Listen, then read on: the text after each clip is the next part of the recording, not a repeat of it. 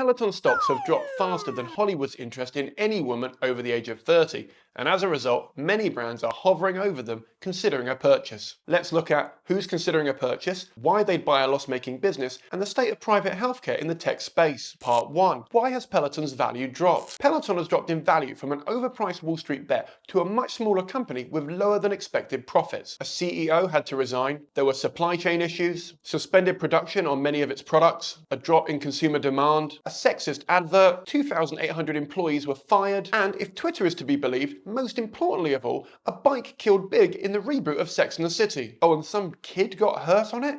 But who cares? We're talking big, guys. Big and Carrie, they were made for each other. All of this has meant the stock price has gone from a peak of $127 on the 27th of June 2021 to around $28 today. The only other stock price to lose value this fast was White Star Line when the Titanic hit the iceberg. Part 2. Why have Peloton sales slowed down? I mean, there are loads of reasons for this, but I think the main one is the pandemic hasn't had a big enough impact on people wanting to work out from home. I thought people would buy these bikes in droves to try and stay in shape. Turns out most people purchased them, used it once, and then covered it in clothes, making them more of a rival to IKEA than a tech company. After being stuck indoors for almost 2 years, most people are craving community and human interaction. So although having a bike in your house is awesome for when you can't get to the gym, the cost of it means having a gym membership is often better value. On top of all that, more and more people are working from home, and if you live and work from home, you need something to go outside for. The cost? Yeah, that's another issue. Peloton bikes are an average of £1,500, and if you look at that and think, yeah, that seems reasonable, congratulations on being in the 1%. And that's before we get to the subscription. Peloton costs £40 per month forever, whereas my subscription is a very reasonable £1 or more. If you can afford a Peloton, you can afford to support a small YouTube channel, preferably mine. My Patreon, subreddit and Discord are all linked below, and I guarantee you'll get more use out of them than a Peloton bike. They grew too fast and saturated their market, so in many ways we're actually just seeing a plateau in revenue rather than any loss of market share. But investors don't see it that way. They want constant growth, and that was never possible. They can't even lower the price of the bikes because they tried that and faced a major backlash. Part 3. Why Peloton's business model is actually genius. Just because the company's stock is in the toilet doesn't mean that on paper the business model isn't a really clever one. Let's start with the bike. The bike, with delivery and everything else, is an average of £2,000. So every customer has a lot of disposable income and a chunk of change invested in the thing. On top of that, you have a £40 a month subscription. So once you buy it, you're locked in, and you have to pay that subscription whether you're using the bike or not, or you have to admit to yourself that you wasted £1,500 on a bike. I'm sure all the Peloton execs laugh all the way to the bank every time someone buys a bike for 5 times as much as any other on the market, with the only advantage being that you don't have to balance your tablet on the front. Now that you're up to speed, let's see who might buy them and why. Option 1. Apple. Apple Watches and fitness apps mean that Apple already have a big slice of the fitness pie. Should it be a pie? Feels like it should be something healthier.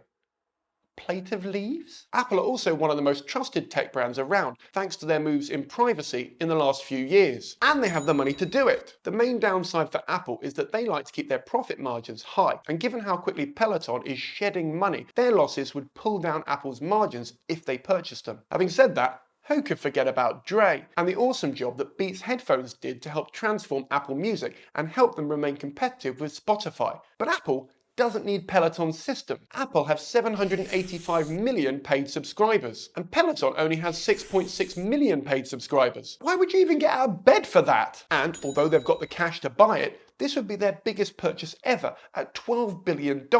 Worth it? I'm not sure. Option 2. Equinox. Equinox is a direct competitor to Peloton, and they own SoulCycle. They provide almost the same bikes for half the cost with no mandatory subscription. And when you put it like that, you can see why they're smashing the game by comparison. So why would Equinox buy Peloton? Firstly, it would add to their IPO. Secondly, it fits in with their existing portfolio. And it fits in with their other investments. You always want to make sure that your investments fold into your existing empire, or it's much harder for you to turn a profit from your current customer base. Like, you'd never see the M&M store being sponsored by diabetes. They've just got different goals and aims. And finally, Equinox have struggled to get into the in-home fitness market, so this could be their way in, if they can work out how to change Peloton's model to work for the 99% of us who can't afford the world's most expensive clothes horse. The only downside is the cost of acquisition and the fact that it could upset Peloton's existing customer base to be seen on a cheaper model bike. But that also could be a selling point for the rest of us who, if we're honest, kind of like the idea of making the rich cry in lieu of the fact that we can't currently eat them. Let's be honest, you buy a Peloton to show off how much money you have, not because you think it offers a superior service, like buying a Supreme bag or a Yankee candle. That's right, I'm coming for you, Yankee. £30 to make my house smell like candy floss?